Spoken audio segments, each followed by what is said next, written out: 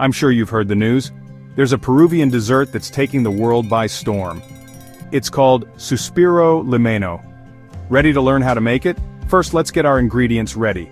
For the caramel base, you'll need a can of sweetened condensed milk, 3 egg yolks, a tablespoon of sugar, and some vanilla extract. For the meringue, grab 3 egg whites, 150 grams of sugar, a pinch of salt, and more vanilla extract. Now let's start with the caramel base. In a saucepan over medium heat, combine the sweetened condensed milk, sugar, and vanilla. Stir in those beaten egg yolks until smooth. Keep it on low heat and stir constantly until it thickens. Then, take it off the heat and let it cool. Time for the meringue.